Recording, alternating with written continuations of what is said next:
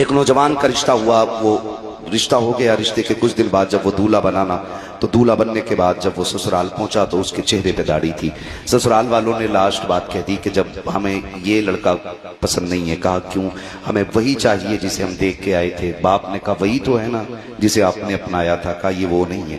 کہا کیوں؟ کہا کہ اس کے چہرے پہ داڑھی نہیں تھی۔ کہا پہچانو بیٹا وہی ہے۔ کہا ہے تو وہی، لیکن ہمیں داڑھی والا لڑکا نہیں چاہیے، اس سے کہو یہ داڑھی منڈا دے ورنہ ہم بیٹی کا نکاح نہیں کریں گے۔ جب اتنی بات کہی نا تو لڑکا دیکھتا رہ گیا۔ اس نے کہا ابا جی یہ کیا کہہ رہے ہیں؟ کہا بیٹے یہ انکار کر رہے ہیں، اگر داڑھی رہے گی تو نکاح نہیں ہوگا۔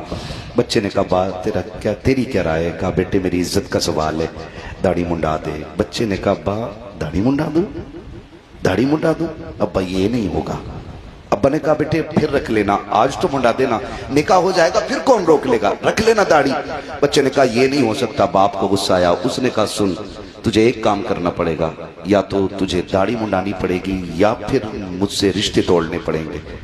بڑا مشکل مرحلہ تھا نوجوان بچے کے لیے، دولہا بھی بنائے، سامنے دلہن ہے، اور پھر زندگی کا آغاز بھی ہے، اور پھر باپ کی جائیداد اور ایک تنہائی کا سفر بھی ہے۔ بچے نے کہا کچھ موقع دے۔ کہا سوچ لے، جائیداد چاہیے یا پھر میری اولاد یا میرے رشتے ختم کرنے۔ بچے نے کچھ دیر نوجوان نے سوچا، پھر اس کے بعد صحرا اتارا، کچڑے کے ڈھیر میں پھینکا اور کہنے لگا ابا جا تیری سلطنت تجھے مبارک ہو، مدینے والے کی سنت مجھے مبارک ہو۔